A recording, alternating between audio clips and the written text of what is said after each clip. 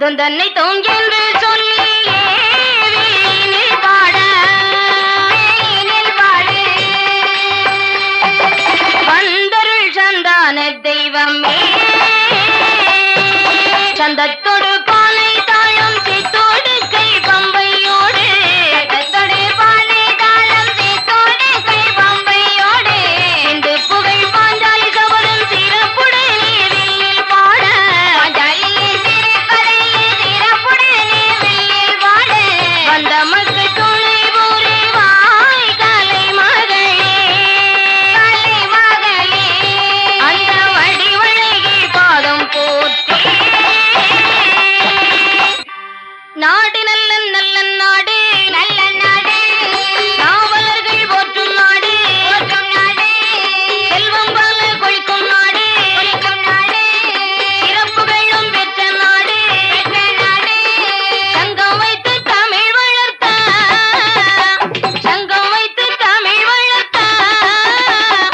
எங்கும் புகை பெற்ற நாடு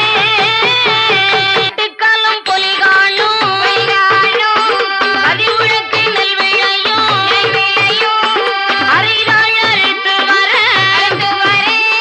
மறுநாள் பயிராகும் அரிதாளின் கீழாக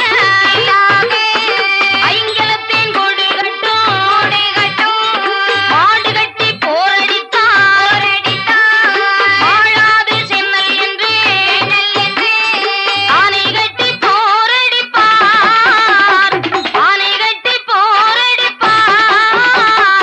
அழகு தேரு நாடதுவா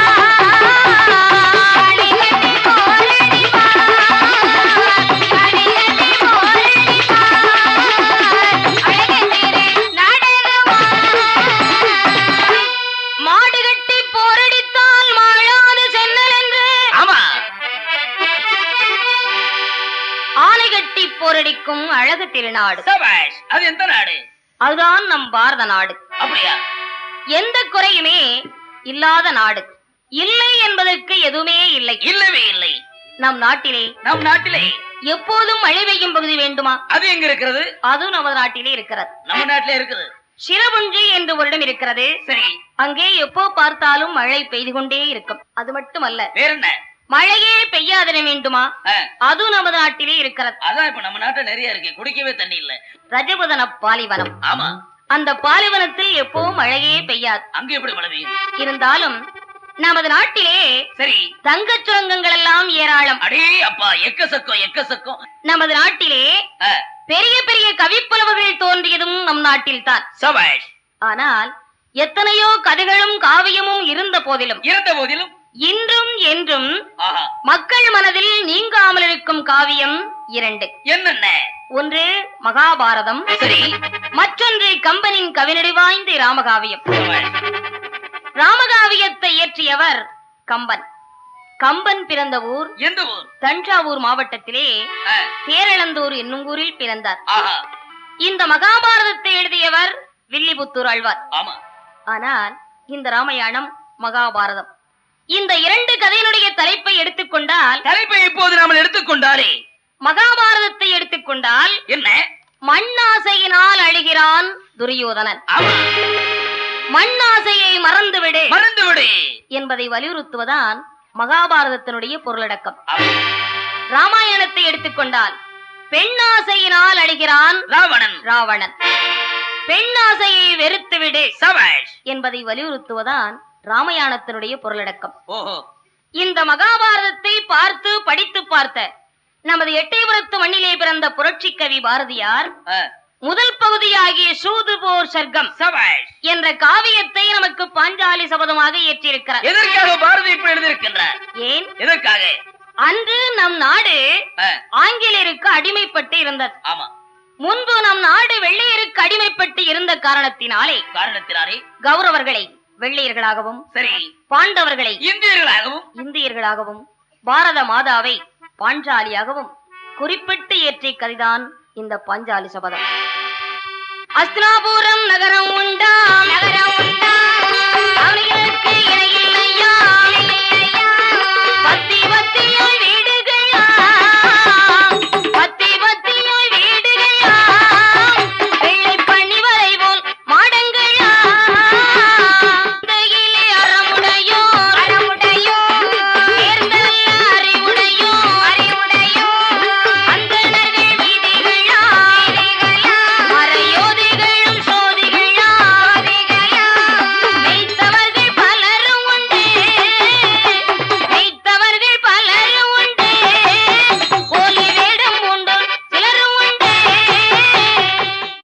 வளம், சரி, நிலவளம், நிலவளம், கொடிவளம், ஆமா, சொல்வளம், வலை, செல்வ வளம், ஆறுகளும் அணைக்கட்டுகளும் ஏரி குளங்களும் ஏரி குளங்களும், நன்றுகளும் புன்றுகளும் ஒருங்கே அமையப் பெற்று ஆமா, மாதம் 1 மழை பொழிந்து வருடம் 31 அழகாகவே அங்கே நெல் விளைந்து வருடம் முப்போகம் விளைந்து வரக்கூடிய நாடு எந்த நாடு என்றால் அது எந்த நாடு? அழகு பொருந்தி அஸ்தினாபுர நகர பட்டினம். சரி, அந்த அஸ்தினாபுர நகர பட்டினத்திலே ஆ, சிறந்த பெரிய பெரிய அறிஞர்களும் அறிவாளிகளும் வில்லாளிகளும் வீரர்களும் வீரர்களும் மந்திர உபதேசிக்கக்கூடிய பக்திமான்களும் நிறைய உண்டு. எக்கச்சக்கமா அங்க உண்டு. அது மட்டுமல்ல, வேற என்ன சித்தத்தை சிவன்பால் வைத்த உத்தமர்களும் உண்டு. உண்டு? புழுவாய் பிறக்கினும் புண்ணியான் என்பதங்கள் வலுவாதிருக்க வரங்கொடு ஆஹா, என்று அல்லும் பகலும் 60 நாழிகையும் சரி, ஆண்டவனையே நினைத்து தியானம் செய்யக்கூடிய பக்திமான்களும் நிறைய உண்டு. எக்கச்சக்கமாகவே அந்த அஸ்தினாபுரத்திலே உண்டு. அதே போன்று ஆ, போலி பக்தர்களும் நிறைய உண்டு. போலி பக்தர்களா? அந்த நன்னகரம் நகரம் இவ்வளவு சிறப்பு பெறுவதற்கு காரணம் என்ன காரணம்? அந்த நாட்டிலே யமுனை நதி தண்ணீர் பாய்ந்து வருகிறது. ஆஹா, ஒரு நாடு சிறப்பாகவும் செழிப்பாகவும் சோலை விலங்குகளாகவும் வளம் சிறந்த நாடாக காட்சியளிக்க வேண்டுமானால் அழகாக இருக்க வேண்டுமானா அந்த நாட்டிற்கு அவசியம் என்ன தேவை? தண்ணி வேணும். அந்த அஸ்தினாபுர நகரத்தை நகரத்தை யமுனை நதி தண்ணீர் செழிப்படைய செய்கிறது. சரி, அந்த தண்ணீர் எப்படி இருக்கிறது? எப்படி? மிக தெளிவாகவும் சரி, கருமை நிறமாகவும் இருக்கிறது. மிக அழகாகவே இருக்கின்றது. அப்படிப்பட்ட தண்ணீர் பாய்ந்து வரக்கூடிய அழகவருந்தி அஸ்தினாபுர நகரத்தை நகரத்தை யார் அரசு புரிந்து வருகிறார்? திருதராஷ்டிர மாமன்னன் பெற்றெடுத்த அருந்தவ புதல்வனாகப்பட்ட அரவக்குடி மன்னன். சரி, சீரோடும் சிறப்போடும் செல்வச் செழிப்போடும் மிகச் சிறப்பாக ஆண்டு வருகிறான் துரியோதனன். துரியோதனன் அஸ்தினாபுரத்தை ஆண்டு வருகின்ற பொழுது சரி, அரவக்குடி மன்னனுடைய சபா மண்டபத்திலே யார் யாரெல்லாம் அமர்ந்திருக்கிறார்கள்? துரோணாச்சாரியார், கிருபாச்சாரியார், பீஷ்மாச்சாரியார், அஸ்வத்தாமன், கருணன், சகுனி, சமரதன் ஆமா, மற்றும் துரியோதன மன்னனுடைய அன்பு தம்பிமார்கள் சரி, 99 பேர்களும் அடே அப்பா, மந்திரிமார் புடைசூழ மணிக்கொல்வில் வெகு ஆடம்பரத்துடன் அமர்ந்திருக்கிறான் துரியோதனன். துரியோதன மாமன்னனுக்கு பக்கத்திலே அமர்ந்து சரி, அப்பப்போ தகுந்த சமயத்திலே துரியோதனனுக்கு தக்க புத்திமதிகளை சொல்லக்கூடிய குருமார்கள், பெரியோர்கள். ஓஹோ, நம்ம அண்ணாச்சி வாரி. ஆமா, சரி, சரி, அப்படிப்பட்ட குருமார்களும் பெரியோர்களும் அமர்ந்து நிறைந்திருக்கப்பட்ட சபா மண்டபத்திலே மண்டபத்திலே துரியோதனன் யார் அழைக்கிறான்? யார் அழைக்கின்றான்? துரியோதன் தன்னுடைய மாமன் சகுனி மாமனையே அழைக்கிறார். சகுனி இந்த துரியோதனுக்கு யாரு? அம்மா கூட பிறந்த அருமை மாமன், தாய் மாமன் சகுனி. ஆமா, அதாவது தலைவாசலுக்கு நாராங்கி ரொம்ப முக்கியமான பொருள். ஓ தாப்பா, தலைவாசலுக்கு நாராங்கி எவ்வளவு அவசியமானதோ ஆமா, அதே போன்று ஒரு மனுஷனுக்கு தாய் மாமன் ரொம்ப முக்கியமான மனுஷன். ஆமா, ஆமா, சரிதான். அப்படிப்பட்ட தாய் மாமன் கதவுக்கு அடிதண்டா மாதிரி துரியோதனுக்கு சகுனி மாமன் அம்மா கூட பிறந்த அருமை மாமனாக வந்து வாய்த்திருக்கிறான். அருமை மாமன் சகுனி அழைத்தான். ஆமா, துரியோதனன் என்ன சொல்றான்? என்ன சொல்கின்றான்? மாமா, மருமகனே. மாமா, என்னடா?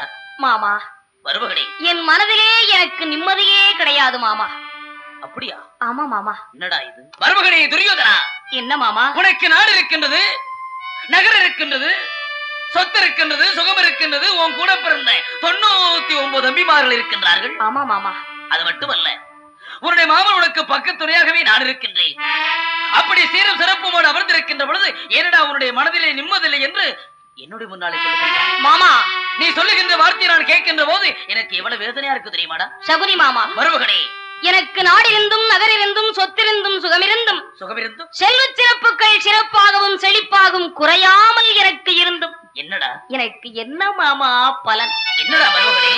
மாமா, மருமகனே, பாண்டவர்கள் முடி உயர்த்தி பார்தனிலே இருக்கும் வரை, பாண்டவர்கள் முடி உயர்த்தி பார்தனிலே இருக்கும் வரை ஆண்டது ஓர் அரசாமோ மாமாவே, மாமாவே, அருமை மாமா, அருமை மாமா, ஆண்மை ஒரு பொருளாமோ மாமா. மருமகனே, அந்த பாண்டவர்கள் இந்த பாருலகில் உயிரோடு இருக்கும் வரைக்கும் என் மனதிலே எனக்கு நிம்மதியே கிடையாது மாமா, எனக்கு நிம்மதியே கிடையாது. இன்று துரியோதனன் சரி பாண்டவருடைய நாட்டிற்கும் நகருக்கும் சொத்திற்கும் சுகத்திற்கும் செல்வ சிறப்பிற்கும் ஆசைப்பட்டு ஐவருடைய செல்வச் சிறப்புக்கும் ஆசைப்பட்டு சரி பொறாமைப்படுகிறான் துரியோதனன். அடப்பா மாமா, மருமகனே, ஒன்றா இரண்டா? என்னடா? கொஞ்சமா நஞ்சமா? என்ன மாமா, மருமகனே? எனக்கு உடன் பிறந்த தம்பிமார்கள் 99 பேர் இருக்கிறார்கள். மாமா, மருமகனே, எனக்கு 99 தம்பிமார்கள் இருந்தும் என்ன மாமா பலன்? 4 தம்பிமார்களை வைத்துக் கொண்டு அந்த தருமன் என்ன பவசை அனுபவிக்கிறான், என்ன புகழை அனுபவிக்கிறான். அடே அப்பா, நினைச்சு கூட பார்க்க முடியலையே. சகுனி மாமா, மருமகனே, தருமன் அனுபவிக்கின்ற பவிசையும் பெருமையும் புகழையும் பார்க்கின்ற போது என்னால் பொறுக்க முடியவில்லையே மாமா, பொறுக்க முடியவில்லை. அப்படியா? சகுனி மாமா, மருமகனே, அந்த தருமன் தம்பியர்கள் தோல்வலியால் சக்கரவர்த்தியாகிவிட்டான். தம்பியர்கள் தோல்வலியால் சக்கரவர்த்தியாகிவிட்டான். விண்ணும் மண்ணும் அவர் புகழே. மாமாவே மாமாவே, ஆசை மாமா, அகுனி மாமா, வீரர் என்று போற்றுகின்றார். மாமா, அதை கூட நான் சற்று மறந்து விடுவேன் மாமா. இன்னும் என்னடா? அன்றொரு நாள் தருமன் இந்திரவசத்திலே நடத்தினானே ராஜசூய யாகம். மாமா, மருமகனே, அன்று தருமன் நடத்திய யாகத்திற்கு நானும் அங்கு போயிருந்தேன். எப்படி? நீ அங்க போயிருந்தியா? ஆமா மாமா. மாமா, மருமகனே, அன்று நான் அங்கு சென்றிருந்த பொழுது மண்டபத்தை சுற்றி பார்த்துக் கொண்டிருந்த நான் ஏதோ லேசாக காலிடறி கீழே விழுந்து விட்டேன். நான் கீழே விழுந்தவுடனே சரி, தருமனுக்கு பக்கத்திலே அமர்ந்திருக்கின்றோம் என்ற ஆணவத்திலே 5 பேருக்கும் தேவியாக இருக்கின்றோம் என்ற திமிரிலே தான் ஒரு பெண் என்பதை மறந்து அனைவருக்கும் மற்றையிலே என்னை பார்த்து கைதட்டி சிரித்தாளே மாமா. துரியோதனா, மாமா, அவ்வளவு பெரிய சபையில வச்சு உன்னை பார்த்து யாரா சிரிச்சது? யாரு சிரிச்சது? என்ன அந்த பாஞ்சாலி சிரித்தது மட்டுமா? அப்புறம் துரியோதனா, உன் தந்தைக்குத்தான் கண்கள் தெரியாது என்றால் உனக்குமா கண் தெரியாமல் போய்விட்டது என்று என்னை அவமானப்படுத்தி விட்டாளே மாமா, அவமானப்படுத்தி விட்டாள். துரியோதனா, என்ன மாமா? அத்தனை மாமல்லர் இருக்கின்ற சபையில வச்சு உன்னை பார்த்து ஒரு பொம்பளை கைதட்டு சிரிச்சிருக்கிறா. நீ அங்கிருந்து உயிரோட வெக்கமில்லாம திரும்பி வந்திருக்கே. உனக்கு வெக்கமா இல்ல? என்ன மாமா சொல்றீங்க? இல்ல, உனக்கு வெக்கமா இல்லையா? அவ்வளவு பெரிய சபையில வச்சு உன்னை பார்த்து ஒரு பொம்பளை கைதட்டு சிரிச்சிருக்கிறா. உன்னை என் மருமகனை சொல்றதுக்கு எனக்கு இல்லடா அசிங்கமா இருக்குது, வெக்கமா இருக்குது. மாமா, மருமகனே, என்னை போல ஒரு ஆடவன் சிரித்திருந்தால் நான் கவலைப்பட்டிருக்க மாட்டேன். ஆம்பளை சிரிக்கிறாடா. நீ யாருடா? இந்த நாட்டினோட அரசன். உன்னை பார்த்து பொம்பளை சிரிக்கிறாமா? ஒரு பொம்பளை போட்டிக்கா என்னை ஒரு மன்னன் என்று கூட மதிப்பு மரியாதை கொடுக்காமல் அத்தனை பேருக்கு மற்றையை வைத்து என்னை அவமானப்படுத்தினாளே அந்த பாஞ்சாலி. மாமா, மருமகனே, பாண்டவரையும் பாஞ்சாலியும் பஞ்ச பாண்டவர்களாக அனுப்பி வைத்தால் தான் என் மனது எனக்கு நிம்மதியாக இருக்கும்.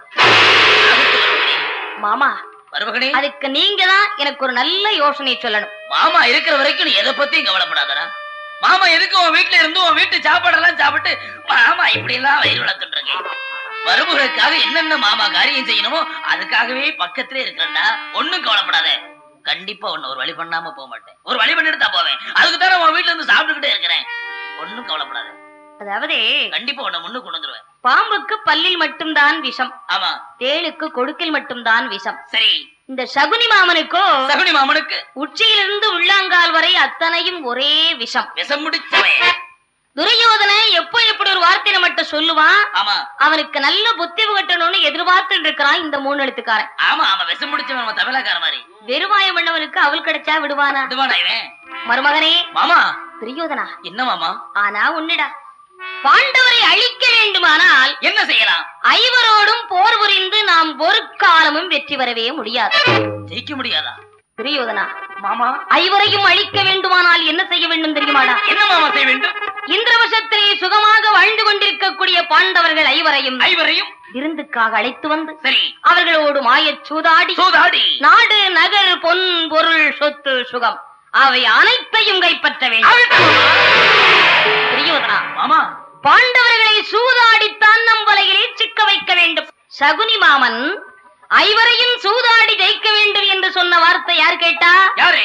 பக்கத்துல உட்கார்ந்து பாத்துக்கிட்டே இருந்தான் அங்க நாட்டுக்கு அதிபதி கர்ணன். எழுந்தான்.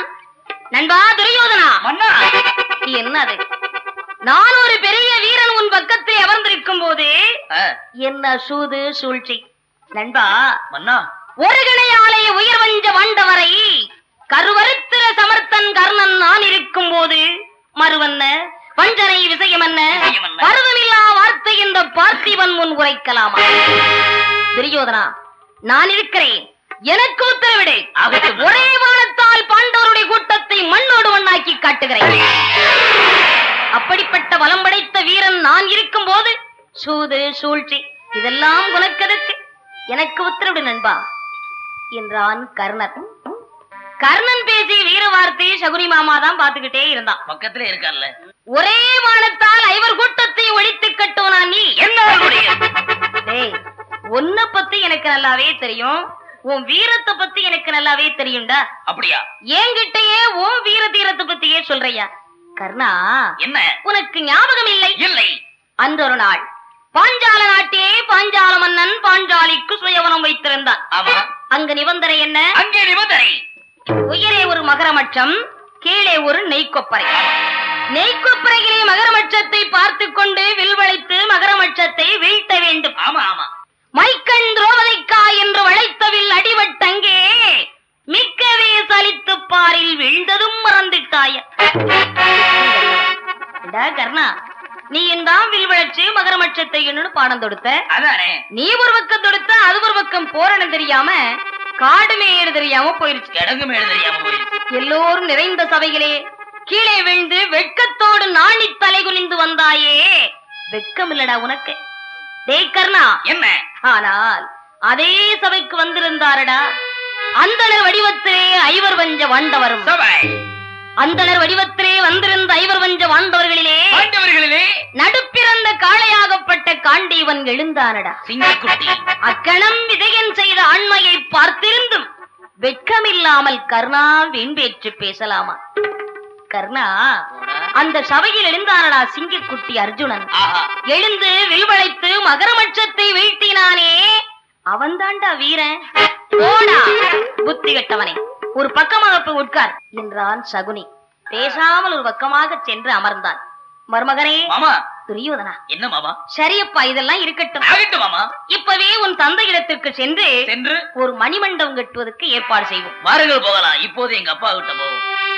சகுனியும் துரியோதன மன்னனும் கண்களுக்கு திருதராட்ச மன்னன் இருக்கின்ற இடத்திற்கு வந்தார். வந்த விவரம் தெரிய வேண்டும் என்பதற்காக சகுனி எப்படி ஆரம்பிக்கிறான்? மகாராஜா. வந்தவன் யாரடா? மகாராஜா. ஓஹோ, சகுனியா? ஆமா. வந்துட்டியா? ஆமா மகாராஜா. வந்த விவரத்தை சீக்கிரம் சொல்.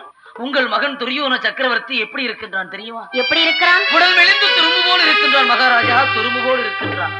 மன்னவனே உனது மகன் துரியோதனன்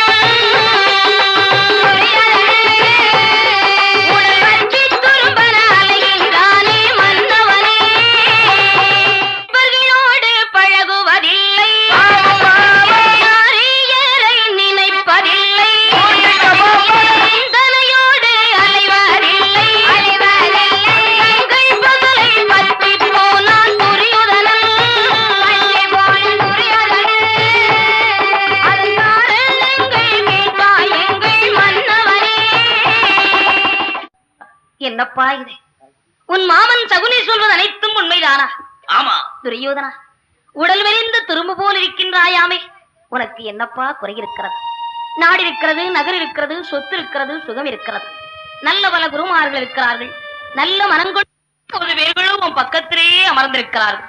அப்படியா? இதையெல்லாம் விட உனக்கு ஒரு ஆபத்து என்று கேள்விப்பட்டா ஓடோடி வந்து உன்னை காப்பாற்றுவதற்கு அந்த பாண்டவ சோதரர் துணையிருக்க உனக்கு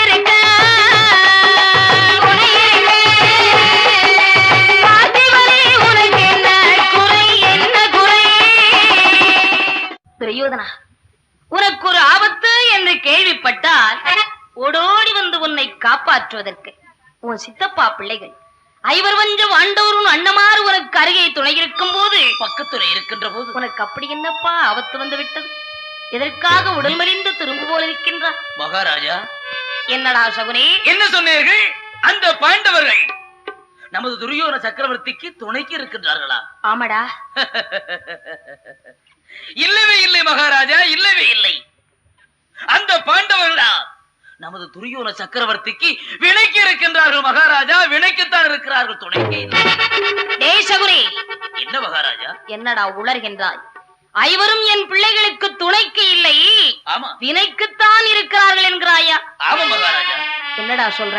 மகாராஜா, அன்று தர்மம் நடத்தினானே இந்திரபிரசத்திலே ராஜசுக யாகம் நடத்தினான். அந்த யாகத்திற்கு துரியோன சக்கரவர்த்தி அழைப்பின் பேரில் அவன் அங்கு சென்றிருந்தான். ஆமா, துரியோன சக்கரவர்த்தி அவன் அங்கு சென்றிருக்கின்ற பொழுது அந்த சபையில் வைத்து அவனுக்கு அங்கு முதல் மரியாதை கொடுக்காமல் எங்கோ சென்று காட்டிலே சென்று ஆடு மாடு மேய்த்து வரக்கூடிய மாடோட்டி கண்ணன் இருக்கின்றானே, மணிவண்ணன் கண்ணன், அவனுக்கு போய் அங்கு முதல் மரியாதை கொடுத்திருக்கிறார்கள் மகாராஜா. கண்ணனுக்கு முதல் மரியாதை கொடுத்திருக்காங்க. இது என்ன நியாயம்? இது என்ன நீதி? அந்த முதல் மரியாதை துரியோதனனுக்கு அல்லவா கொடுக்க வேண்டும்? இவன் தானே அரசன். என்னடா சொன்ன? அதை விட்டுட்டு யாராருக்கோ கொடுத்திருக்கானே. துரியோதனனுக்கு முதல் மரியாதை கொடுக்காமல் எங்கோ காட்டில் ஆடு மாடு வைக்கக்கூடிய மாடோட்டி மணிவண்ணனுக்கு மரியாதை கொடுத்தான் தருமன். அப்படி கொடுக்கலாமா? இந்த குற்றத்தை முதல்ல கொண்டு வந்து வேலையை ஆரம்பிக்கிறேன். ஆமா சகுனி மகாராஜா, தருமனும் துரியோதனனும் என்ன உறவு முறை? அண்ணன் தம்பி உறவு முறை. அண்ணன் தம்பி உறவு முறை. ஆமா, அண்ணன் தம்பிக்கு மரியாதை செய்வதும் தம்பிக்கு அண்ணன் மரியாதை செய்வதும் முறை இல்லடா. பின்ன கண்ணனும் தருமனும் என்ன உறவு முறை? மாமன் மைத்துனர் உறவு முறை. மாமன் மைத்துனர் உறவு முறை. ஆமா ஆமா. முதல்ல முதல் மரியாதையை மைத்துனனுக்கு தாண்டா கொடுக்கணும். முதல் மரியாதையை முதல். சரி மகாராஜா, இதை கூட அவள் சற்று கொஞ்சம் பொறுத்து விடலாம். இன்னும் என்னடா பெரிய குற்றம்? அப்போது அதே சபையிலே துரியோன சக்கரவர்த்தி வைத்துக் கொண்டு 55 தேசத்து ராஜாக்களும் பொன்பொருளை கொண்டு வந்து கொட்டி இருக்கின்றார்கள். சரி, இதை பார்த்த துரியோன சக்கரவர்த்தி லேசாக காலடறி மண்டபத்திலே கீழே விழுந்து விட்டார். இதை பார்த்த பாஞ்சாலி தான் ஒரு பெண் என்பதை மறந்துவிட்டு 5 பேருக்கு மனைவியாக இருக்கின்றோம் என்ற ஆணவத்திலே துரியோன சக்கரவர்த்தியை பார்த்து கைதட்டி சிரித்திருக்கிறார் மகாராஜா. கைதட்டி சிரித்திருக்கிறார். அவ்வளவு பெரிய சபையில வச்சு ஒரு பொம்பளை ஆம்பளைய பார்த்து அது அந்த இடத்துல வச்சு கைதட்டி சிரிக்கலாமா மகாராஜா? சிரிக்கலாமா? அட பாவி, என் பிள்ளையை கெடுப்பதற்கென்றே என் வீட்டில் வந்து வயிறு வளர்க்கிறாயடா சண்டாளா. சகுனி, முதல் குற்றம் துரியோதனுக்கு கொடுக்காமல் கண்ணனுக்கு கொடுத்தார்கள் என்ற ஒரு குற்றத்தை சொன்ன. ஆமா, இப்ப என்னடா சொன்ன? துரியோதனன் கீழே வீழ்ந்தான், பாஞ்சாலி சிரித்தாள். பாஞ்சாலி சிரித்தாள். பொம்பளை சிரிக்கலாமா? ஆம்பளைக்கு ஆம்பளை சிரிக்கலாம், பொம்பளை சிரிக்கலாமா? கீழே வீழ்ந்திருப்பவன் யார்? கொழுந்தன் கீழே வீழ்ந்திருக்கிறான், மதினி சிரித்திருக்கிறான். ஓஹோ, சங்கதி அப்படி இருக்கோ? ஒரு ஆசை கொழுந்தன் கீழே வீழ்ந்தா பக்கத்துல இருந்து பாத்துக்கிட்டு இருக்கிற மதினி சிரிக்காம என்னடா செய்வா? அதான் மதினி என்ன அழகுவா செய்வா? மதினி சிரித்தது ஒரு பெரிய குற்றம். கூறுகட்டவனா இருக்கீ என்ற ஒரு குற்றத்தையே கொண்டு வர்ற. அட பாவி சண்டாளா. சகுனி மகாராஜா, பிள்ளை தன்னை கெடுப்பதற்கு கெடுப்பதற்கு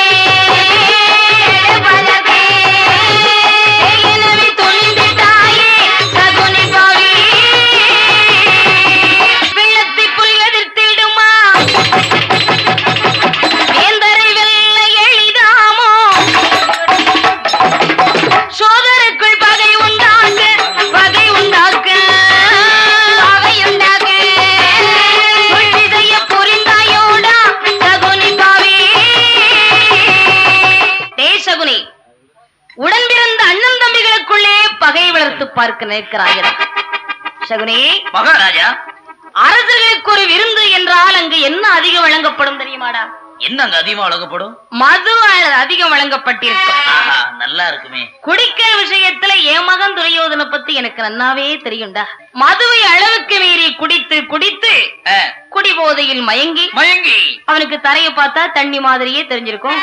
எப்படியோ கால வைக்க தெரியாம வச்சு கீழே விழுந்திருப்பான். அதை பார்த்து பாஞ்சாலி சிரித்திருப்பாள். என் மகன் துரியோதனன் எப்படி குடிச்சிருப்பான்னு உனக்கு தெரியுமாடா? எப்படி மகாராஜா?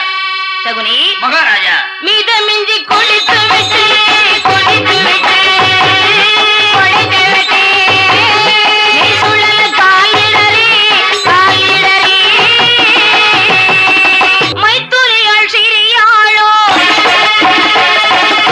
தவறுக்கு விழுபவரை விழுபவரை விழுபவரை கதாயும் சிரித்திடுதல் வழக்கமன்றோ. சகுனி மகாராஜா, நீ பேசுவதை பார்க்க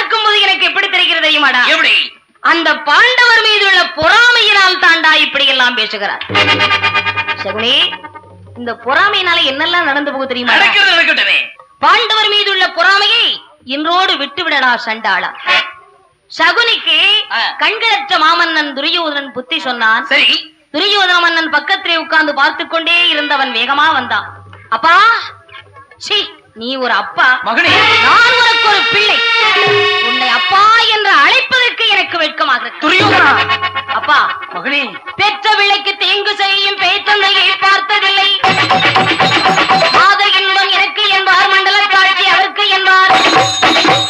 தன்னாலும் மனதில் கொண்ட காரியத்தை விடுவதில்லை. தந்தை செய்யும் கொடுமை நானும்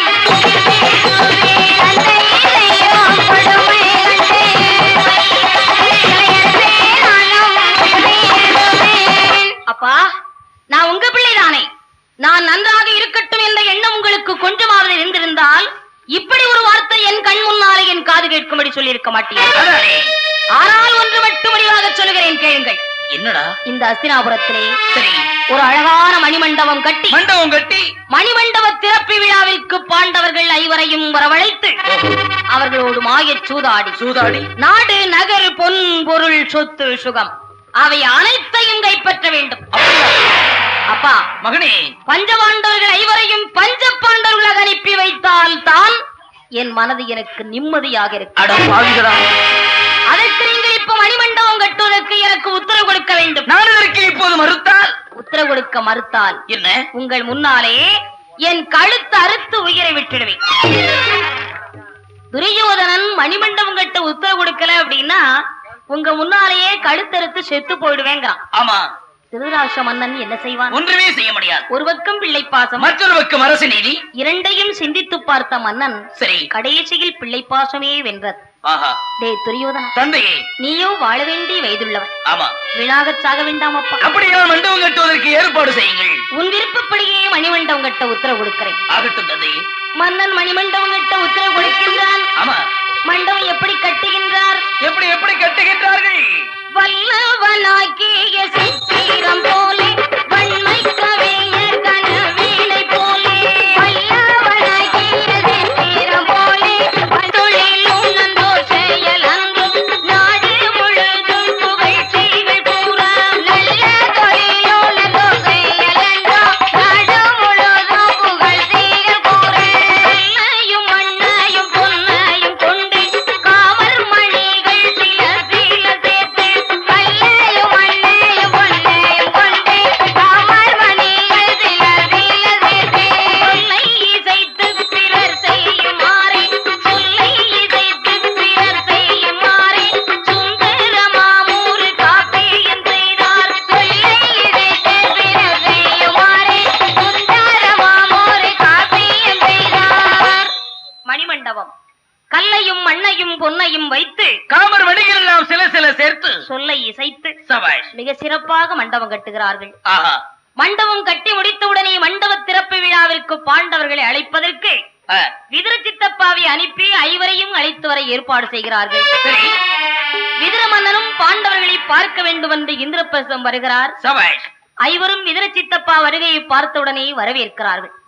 வருக வருக. வருகிறேன். விதுர சித்தப்பா வருக. ஆகட்டும் தருமா. சித்தப்பா, தருமா, அஸ்தினாபுரத்திலே அனைவரும் நலம்தானே? எல்லோருமே நன்றாகவே இருக்கின்றார்கள் தருமா. மிக மிக அழகாக இருக்கின்றார்கள். பெரிய தந்தை நலம்தானே? நன்றாகவே இருக்கின்றார். தம்பி துரியோதன சக்கரவர்த்தி எப்படி இருக்கிறான்? அவனுக்கு என்ன இருக்கிறான்? நலம் விசாரித்தான் தருமன். தருமா, நீங்கள் எல்லோரும் சௌக்கியம் தானே? அனைவரும் நலமே. ஆகட்டும். தருமா, நான் வந்த காரியத்தையே மறந்துவிட்டு பேசிக் கொண்டிருக்கிறேன். சித்தப்பா, நானும் கேட்க மறந்து விட்டேன். அப்படியானால் இங்கே எதற்காக நீங்கள் எங்களை தேடி வந்தீர்கள்? அதாவது உன்னுடைய அருமை தம்பி துரியோதனன் அஸ்தினாபுரத்திலே ஒரு அழகான மணிமண்டபம் கட்டியிருக்கிறான். அப்படியா? அந்த மணிமண்டப திறப்பு விழாவிற்கு உங்களை அழைக்க வேண்டும் என்று ஆசைப்படுகிறான். எங்களை எல்லாம் அழைக்க வேண்டும் என்று அவன் ஆசைப்படுகின்றானா? ஆமா தருமா. ஆகட்டும் சித்தப்பா, அப்படியானால் நாங்கள் எல்லோருமே வருகின்றோம். உங்களை அழைத்து போவதற்காகத்தான் நான் வந்திருக்கிறேன். சரி சரி, வருகின்றோம் சித்தப்பா. தருமா, இருந்தாலும் இன்னொரு முக்கியமான விஷயம். என்ன விஷயம்? உன் பெரிய தந்தை விஷயத்தை சொல்லியே அழைத்து வர சொல்லி இருக்கிறார். சொல்லுங்கள். நீங்கள் அங்கு வந்த இடத்திலே உங்களோடு சூதாடி நாடு நகரை கைப்பற்றுவதற்காக சகுனியும் துரியோதன் ஒரு சதி திட்டம் தீட்டியிருக்கிறார்கள். அங்கு வந்து விருந்திலே கலந்து நீ சூதாடாமல் வந்து விட வேண்டும். மறந்து விடாது தருமா. மறக்க மாட்டேன் சித்தப்பா, இதை ஒருபோதும் மறக்க மாட்டேன். சூது என்று விதுரன் சொன்ன வார்த்தை யார் கேட்டா? தருமனுக்கு அடுத்து நம்பி காதலை கேட்டான். 1000 யானை பலம் படைத்த வீமசேனன் காதலை கேட்டான். ஆமா, பொங்கி எழுந்தான். சித்தப்பா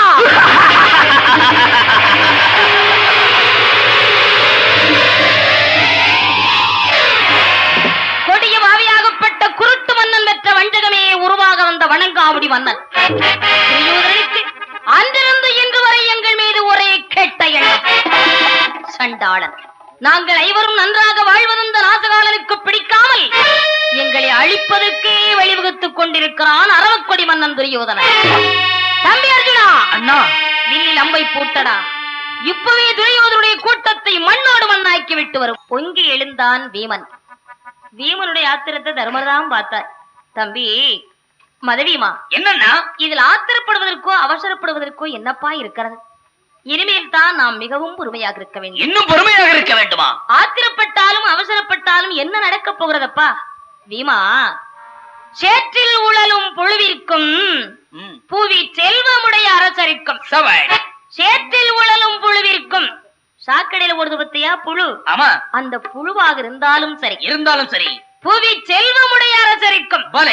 பெரிய பெரிய லட்சாதிபதிகளாக இருக்கிறார்களே, அந்த லட்சாதிபதிகளாக இருந்தாலும் சரி அண்ணா, பிச்சை ஏற்றுடல் காக்கின்ற ஏழைக்கும். ஆஹா, அன்றாடம் வீடு வீடா தெரு தெருவா பிச்சை எடுத்து வாழ்க்கை நடத்துறாங்களே, அந்த பிச்சைக்காரர்களாக இருந்தாலும் சரி உயிர்கள் எத்தனை உண்டவையாவிற்கும், பகவானால் படைக்கப்பட்ட ஜீவன்கள் எறும்புகடை யானை முதல் 84 லட்சம் சீவராஜிகளுக்கும், சரி கல்லினுள் தேரை வரை கற்குழியில் குழந்தை வரை அன்றாடம் என்ன என்ன நடக்க வேண்டுமோ அதுதான் நடக்கும். தம்பி இதர சித்தப்பா, நாங்கள் அஸ்தினாபுரம் வருவதாக தம்பி துரியோதனுக்கு சொல்லிவிடுங்கள்.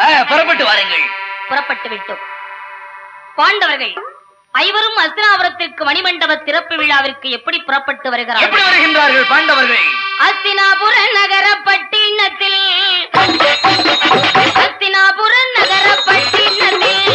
ஐவரான பாண்டவர்கள் வாரார் என்று எத்திதையும் பார்த்தாலும் பெருங்கூட்டம், எத்திதையும் பார்த்தாலும் பெருங்கூட்டம். கழிப்பு கொண்டு மக்கள் இருந்தார்கள், திகள் கொண்டு பெண்கள் குலவையிட, ஆராத்திகள் கொண்டு பெண்கள் குலவையிட ஆனந்தமாய் பாண்டவரை வரவேற்றார். வந்து சேர்ந்த பாண்டவரை உபசரித்து, வந்து சேர்ந்த பாண்டவரை உபசரித்து அந்த புறம் அழைத்து எழுந்தார். பாண்டவர்கள் ஐவரும் அஸ்தினாபுரத்திற்கு வருகிறார்கள். அஸ்தினாபுரத்து மக்கள் அலைகடன திரண்டு வந்து வரவேற்கிறார்கள். சரி, ஆராத்தி ஏந்திருப்போரும் கூட நின்று குலவியிட்டு வரவேற்போரும் மக்கள் கூட்டம் வரவேற்றுக் கொண்டிருக்கும் போது பாண்டவரை வரவேற்க யார் அமர்ந்திருக்கிறார்? சகுனிதான். தருமர் தான் முதல்ல வர்றார். சகுனி பார்த்தா, யாரே? அருமை மருமகன் தருமனா? அடே அப்பா தருமா, நீங்க அன்று வேறும் எப்போ வருவீங்க வருவீங்க வருவீங்கன்னு பார்த்து பார்த்து மாமா கண்களே பூத்து போய்விட்டார். இப்போதான் மாமா மனசுக்கு ரொம்ப சந்தோஷம். என் பக்கத்துல வந்து உட்கார் என்று தருமனை வரவேற்றார். அடுத்து வீமன் வர்றான். யாரே? அருமை மருமகன் வீமனா? வீமனான்னு சொன்னதுதான் வீமனுக்கு வந்ததே கோபம். அப்படியே சகுனி கழுத்தை பிடித்து நெரித்துக் கொள்ள வேண்டும் என்ற ஒரு ஆத்திரம் வீமனுக்கு. அப்பா, கோபத்தை அடக்க முடியாமல் உரிமை கொண்டு வந்து உட்கார்ந்தான் வீமன். அடுத்து யாரு? நடுப்பிறந்த மருமகன் அர்ஜுனனா? வரவேண்டும் வரவேண்டும். மற்றும் நகுல சகாதேவர்கள் சரி ஐவரையும் வரவேற்று சகுனி ஐசுவைத்து பேசுகிறான். பாண்டவர்களுக்கு விருந்து பட்சாரங்கள் எல்லாம் நடத்தி கொண்டிருக்கிறான். விருந்து பட்சாரங்கள் நடந்து கொண்டிருக்கும் போது மணிமண்டப திறப்பு விழாவிலே சரி இசை நிகழ்ச்சிகள் எல்லாம் நடந்து கொண்டிருக்கிறது. ஆனால் இசை கேட்டு தூங்குவதும் இசை கேட்டு விழிப்பதும் நமது நாட்டு பண்பாடு. அனைவரும் இசை கேட்டு தூங்கி எப்படி விழிக்கிறார்கள்? காலையில் எழுந்தவுடனே பாண்டவர்கள் ஐவரும் காலை கடனை முடித்துவிட்டு அழகாக ஆடை ஆபரணங்கள் பூட்டி அலங்காரம் செய்து சரி அரவக்கொடி மன்னன் துரியோதனுடைய சபா மண்டபத்திற்கு வருகிறார்கள். அங்கே மணிமண்டபத்திலே ஐவரும் வந்து அமர்ந்தவுடனே பாண்டவர்களை பார்த்து யார் ஆரம்பிக்கிறார்? யாரு? சகுனி மாமன் தான் ஆரம்பிக்கிறான். தர்மா மாமா, ஆசை மருமகனே தர்மா, என்ன மருமகனே? ஆமா, நீங்க 5 பேரும் அஸ்தினாபுரத்துக்கு வந்து இவ்வளவு நேரம் ஆச்சு. நீங்க 5 பேரும் வந்த நேரத்துல இருந்து ஒண்ணுமே பேசாம இப்படி மௌனமா உட்கார்ந்துட்டு இருந்தா ஆமா பொழுது எப்படிப்பா போகும்? ஓஹோ, பொழுது போக மாட்டேக்கா? ஆமாப்பா. அப்படின்னா இப்ப என்ன மாமா செய்யலாம்? பொழுது போகணும் அப்படின்னா ஏதாவது விறுவிறுப்பா ஒரு விளையாட்டு விளையாடணும். தர்மா, சண்டி விளையாட்டுல மாமாவுக்கு பிடிச்ச விளையாட்டு எப்படி இருக்குன்னு தெரியுமோ? உங்களுக்கு பிடிச்ச விளையாட்டு எப்படி மாமா இருக்கணும்? இருந்த இடத்தை யாருக்குமே கொடுக்க கூடாது. அப்படியா? அமர்ந்த இடத்தை விட்டு அக்கம் பக்கம் நகராம இருந்துகிட்டே ஒரு விளையாட்டு விளையாடணும். சூதாடுவோமே. சூதாடுவதா? ஆமா தர்மா. வேண்டாம் மாமா, வேண்டாம். சூதாடுவது பஞ்சமா பாதகமாமா, பஞ்சமா பாதகம். சூதும் வாது நம்மை வேதனை செய்யும் மாமா, நம்ம எல்லோரையுமே வேதனை ஆழ்த்து விடும். ஆகினாலே சூதாட்ட வேண்டாம் மாமா, சூதாட்ட வேண்டாம். வேற ஏதாவது ஒரு விளையாட்டு இருந்தா சொல்லுங்க, விளையாடுவோம். இவன் யாரப்பா? பஞ்சமா பாதமாவது 10மா பாதமாவது? தர்மா, என்ன மாமா? அதை சூதாக நினைத்தாட வேண்டாமப்பா. பின்ன ஒரு விளையாட்டுக்குத்தானே விளையாட்டாகவே வைத்தாடுவோமே. சூதுன்னு சொன்ன உடனே தீவிரமா யோசிக்க ஆரம்பிச்சிட்டியே. பிடிக்காத விளையாட்டு கலைக்கிறீர்களே. தர்மா மாமா, எத்தனையோ போர் தொழிலில் தேர்ச்சி பெற்ற பெரிய பெரிய வீரர்கள் நீங்க 5 பேரும். இந்த சூதும் ஒரு போர்தானப்பா. நீ யோசிக்கிறதுல பிரயோஜனமே கிடையாது. அப்படியா? மாமா, நான் இப்போ உன்னை சவால் விட்டு அழைக்க போறேன். வாரேன்னா மாமா நான் சூதாட்டத்துக்கு வர்றேன் சரி அப்படின்னு வந்துரு. இல்லைன்னா நான் தோத்து போயிட்டேன் மாமா, என்னை விட்டுடுங்க அப்படின்னு உன் தோல்வி ஒத்துக்கிட்டு இடத்தை காலி பண்ணிரு. ஆஹா, மாமா நம்மள வசமெல்லாம் மாட்டிட்டாரு. இந்த 2 பதில்ல உனக்கு நல்ல பதிலை எது சொல்ல பிடிக்குமோ அதுல ஒரு நல்ல முடிவையே எனக்கு சொல். ஆகட்டும், சொல்லுகிறேன். கொடியவன் சகுனி மாமன் அனைவருக்கும் மத்தியிலே தருமனை எப்படி சவால் விட்டு அழைக்கிறார்? எப்படி? விட்ட சவால் ஏற்றிடாமல் நான் கண்டதில்லை.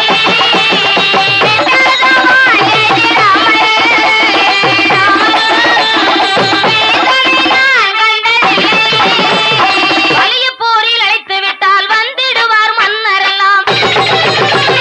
தொழித்தறிந்தோர் வென்றிடுவார், தேர்ச்சி பெற்றோர் தோற்றிடுவார். வாரேன் என்று வந்து விடு, வந்து விடு.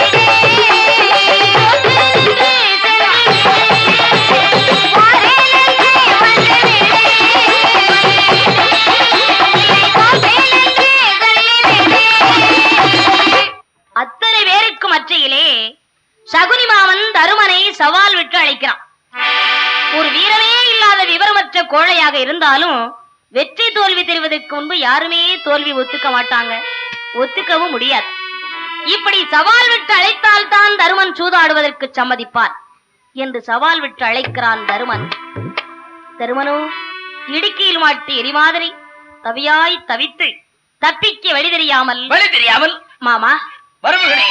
சரி மாமா, உங்க விருப்பப்படியே நான் சூதாட சம்மதிக்கிறேன். தப்பிக்க வழி தெரியாமல் சூதாட்டத்திற்கு சம்மதம் தெரிவிக்கிறார். சரி, தருமன் எப்படி சம்மதம் சொல்லுகிறான்? எப்படி? மாய சோதினுக்கே தருமன் மனம் இசைந்து விட்டார். காயம் உருட்டலான அங்கே சகுனியார் பறித்தார். காயம் உருட்டலான அங்கே சகுனியார் பறித்தார். நேயமுற்ற விதுரன் போலே நிறையுள்ளோர்கள் எல்லாம். நேயமுற்ற விதுரன் போலே நிறையுள்ளோர்கள் எல்லாம். வாயை மூடிவிட்டான் தந்தை மதிமயங்கி விட்டான். வாயை மூடிவிட்டான் தந்தை மதிமயங்கி விட்டார். அத்தனை பேருக்கு மத்தியிலே தருமன் சூதாடுவதற்கு சம்மதம் சொன்னவுடனே சரி, குருமார்களுக்கும் பெரியோர்களுக்கும் வேதனை. ஆஹா, தருமன் சூதாட சம்மதித்து விட்டானே. அதானே. சகுனி இன்னும் இந்த 5 என்ன அவகேடுகளை விளைவிக்கப் போகிறானோ, என்ன கஷ்டங்களை கொடுக்க போகிறானோ தெரியவில்லையே. பாண்டவர்களை இந்த பாவி என்ன பாடுபடுத்தப் போகிறானோ தெரியவில்லையே அதானே.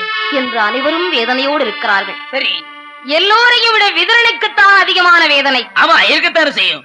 ஆரம்பத்திலே சொல்லி வந்திருந்தும் மறந்துவிட்டு சம்மதித்து விட்டானே, இன்னும் என்ன நடக்கப் போகிறதோ தெரியவில்லையே என்று எல்லோரும் வேதனையில் வீற்றிருக்கிறார்கள். ஆமா, தருமன் சகுனி மாமாட்ட ஒரு கேள்வி கேட்கிறான். எப்படி கேக்குறான்? மாமா மருமகனே, ஆனா ஒண்ணு, என்ன தருமா?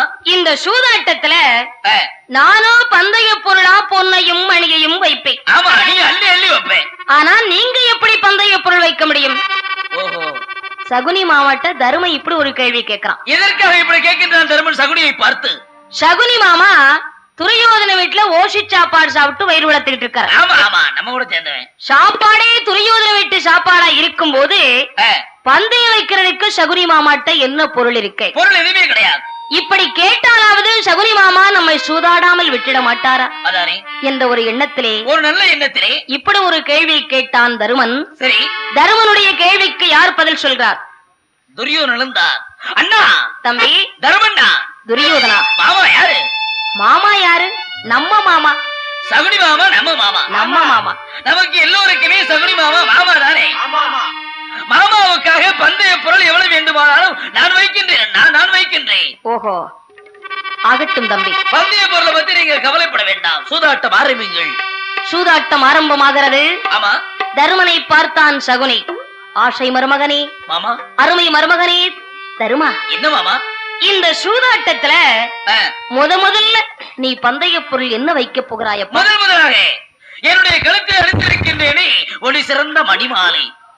இந்த அழகுமிக்க மாலையை கலற்றி இப்போதே பந்தயமாக வைக்கிறேன் மாமா. வைக்கிறேன். பந்தய பொருள் என்ன வைக்க போகிறாய் தருமா என்று கேட்டவுடன் தருமன் சற்றேனும் சிந்தித்து பார்க்காமல் சரி தன் கழுத்திலே அணிந்திருக்கக்கூடிய ஒளிமிகுந்த அழகுமிக்க மணிமாலையை கலற்றி பணைய பொருளாக வைக்கிறார். தருமன் கலற்றி வைத்த மாலை தருமனுக்கு யார் கொடுத்தது? கண்ணன் கொடுத்தது தருமனுக்கு. இந்த அழகுமிக்க மாலை நீலமேக வண்ணன் மைத்துடன் கொடுத்த மாலை என்று தருமன் நினைச்சானா? இல்லை, நினைக்கவே இல்லை. கண்ணன் கொடுத்த மாலை என்று கூட யோசித்து பார்க்காமல் தன் கழுத்தில் அணிந்திருக்கக்கூடிய ஒளிமிகுந்த மணிமாலையை கலற்றி பணையமாக வைக்கிறான். தருமனோ எந்த நேரத்தில் மணிமாலையை கலற்றி சூதாட்டத்திலே பணையப் பொருளாக வைத்தானோ அந்த நேரத்திலே தருமனுடைய அழகு, அந்தஸ்து, தர்மம் அனைத்தும் அந்த சூதாட்ட களத்திலே செத்து விட்டான். கலற்றி வைத்தான் மாலையை. சகுனி மாமன் இமை மூடி முழிப்பதற்குள் வென்று விட்டான். தர்ம அதோடாவது விட்டானா? இல்லை, விடவில்லை. மாமா மருமகனே, இன்னும் இதோ பந்தயம் வைக்கிறேன். இன்னும் என்ன வைக்க போகின்றாய் மருமகனே? மாமா என்ன இதோ வைக்கிறேன் மாமா. சபாஷ், என்ன வைக்க போகிறாய்? 1000 குடம் பொன்னை வைத்து ஆடிடுவோம் என்றான். ஆடிடுவோம் என்றான். 1000 குடம் பொன்னை வைத்து ஆடிடுவோம் என்றான். ஆடிடுவோம் என்றான். மாய வல்ல சகுனி மாமன் வசப்படுத்தி கொண்டான். 1000 குடம் பொன்னை வைத்து ஆடிடுவோம் என்றான். ஆடிடுவோம் என்றான். மாய வல்ல மாமனரை வசமாக்கி கொண்டான். எத்தனை குடம் பொண்ணு வச்சு ஆடுறான்? 1000 குடம் பொன். 1000 குடம் பொன்னையும் வைத்து ஆடினான். அத்தனையும் தோற்றான். ஆடு மாடுகளை இழந்தான். யானை சேனைகளை தோற்றான். பொன்பொருள் இழந்தான். சொத்து சுகங்கள் அத்தனையும் தோற்றான். அத்தனை பொருளையும் இழந்து விட்டு தரும். அப்பத்தான் கொஞ்சம் யோசிக்கிறான். படுவாவி சகுனி மாமா பார்த்தான்.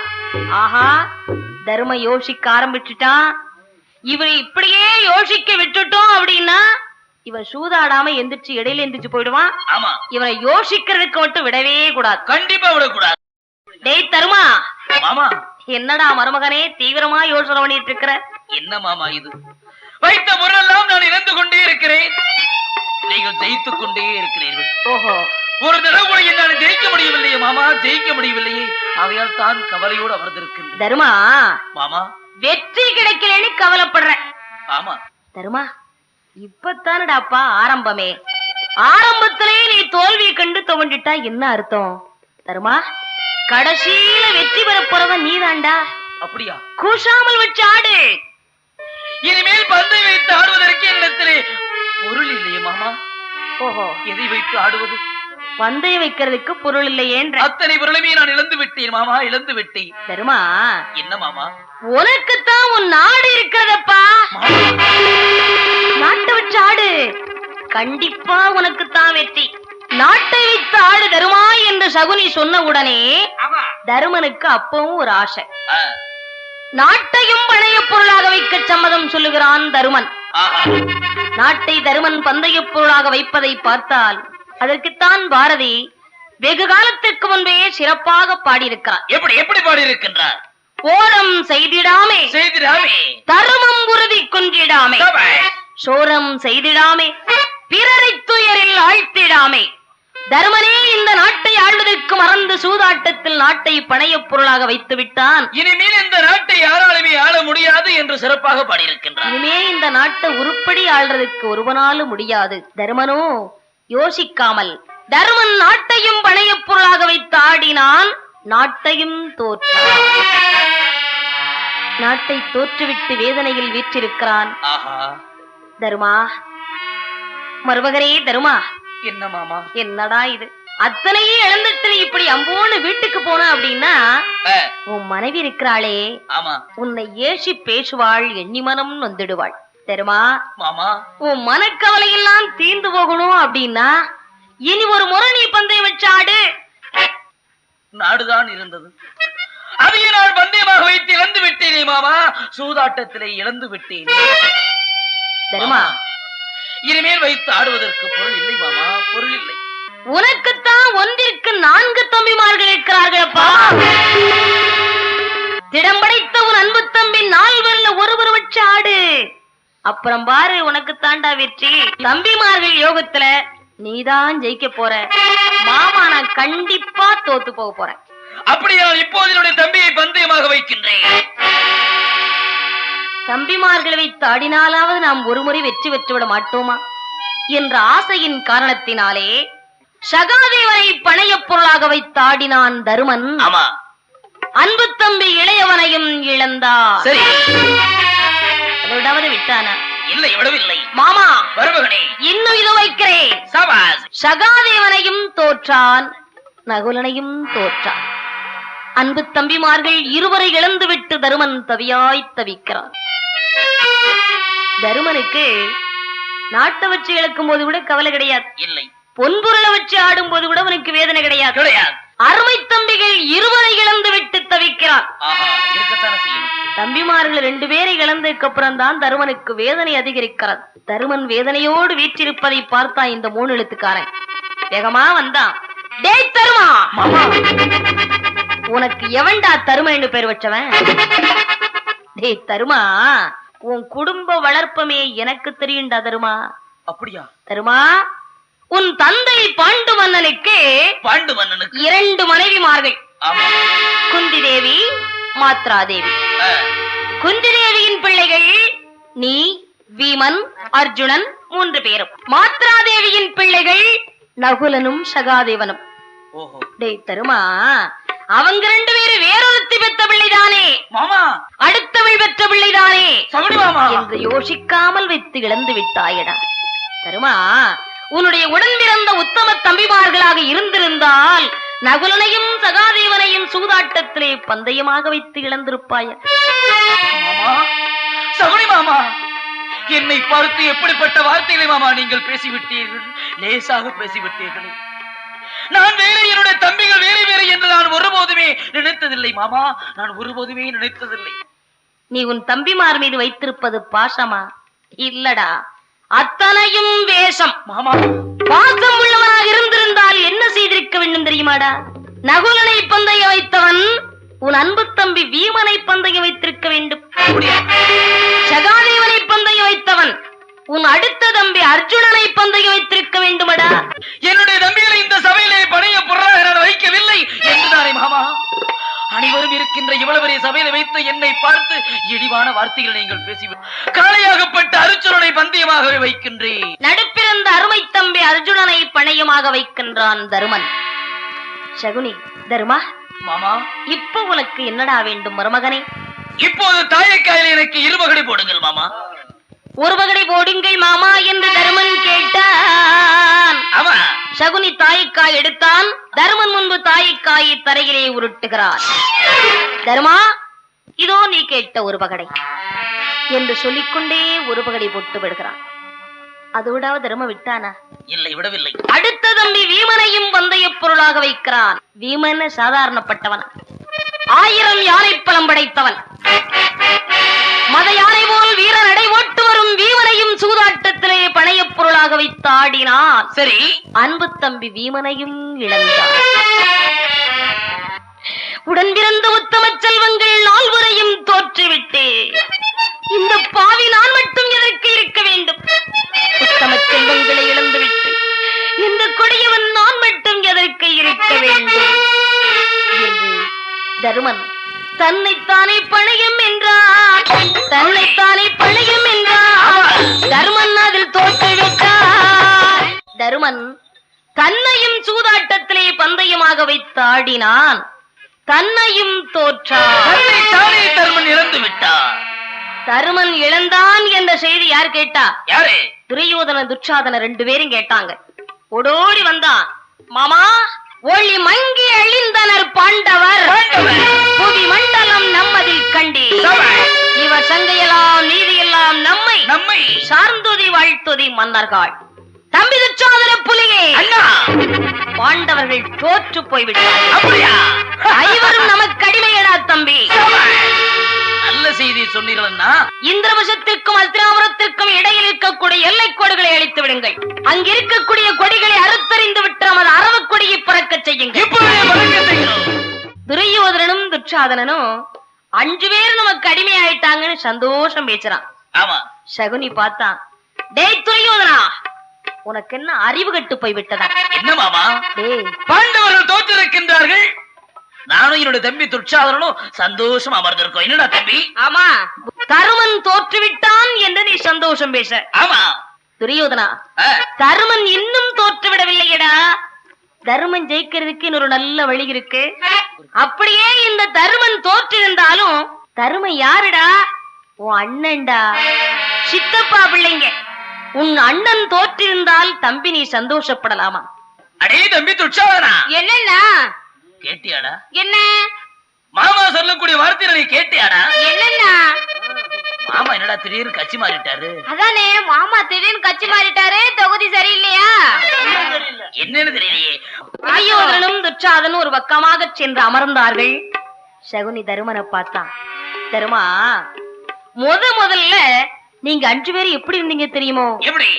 பஞ்ச பாண்டவர்களாகத்தான் இருந்தீர்கள்.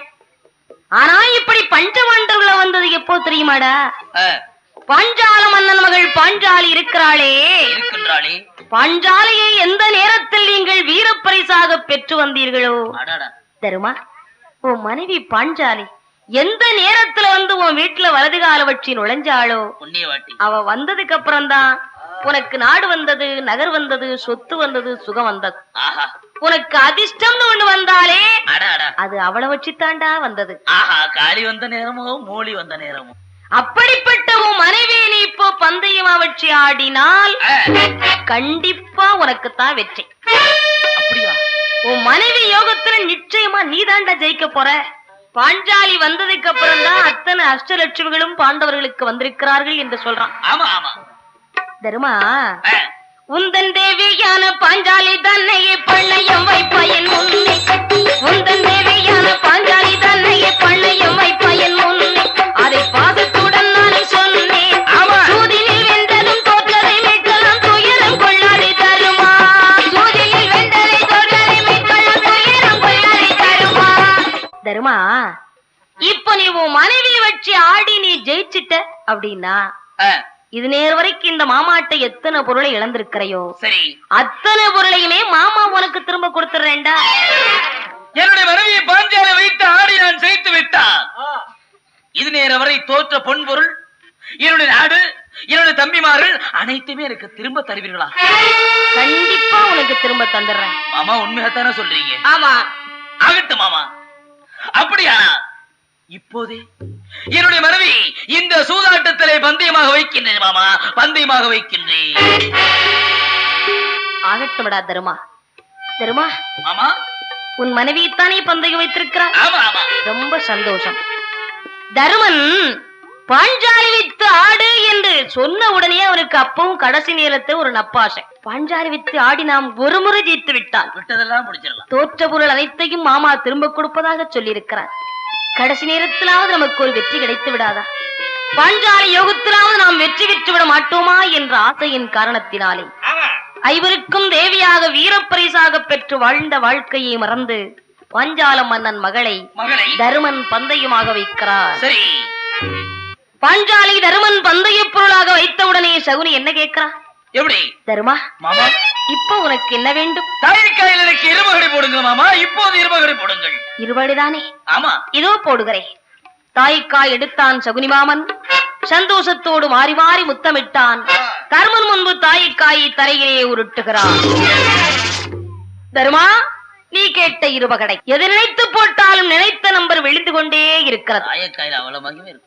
இருபகடை போடுங்கள் மாமா என்று தருமன் கேட்டவுடனே சகுனி இருபகடை போட்டு விட்டார். ஆரியற் பெண்ணாள் அழகு சிலையாக விளங்கக்கூடிய ஆரணங்கு பாஞ்சாலியும் தருமன் இழந்தான். சகுனி ஜெயித்தார்.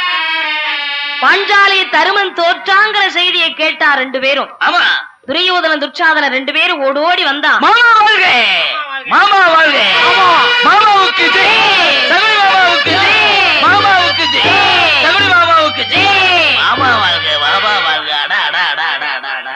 மாமன் சகுனி அவன் வாழ்க என்று, மாமன் சகுனி அவன் வாழ்க என்று மன்னன் துரியோதனன் மார்பரித்தான்.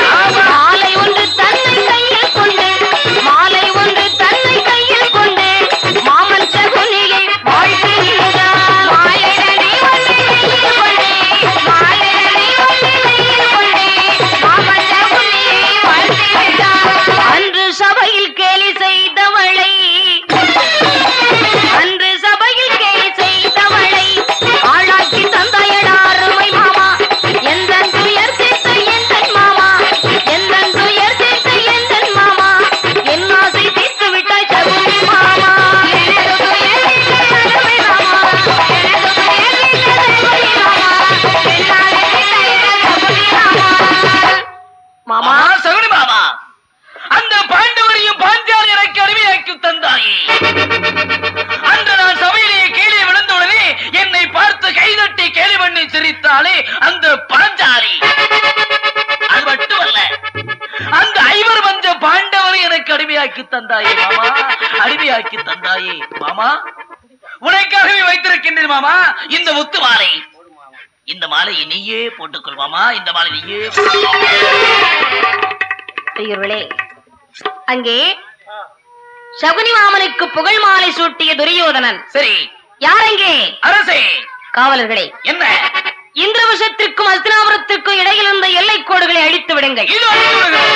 நமது அரபு கொடியை பறக்க செய்யுங்கள். இப்பொழுது பறக்க விடுகின்றோம். அது மட்டும் இல்லையடா, வேற என்ன?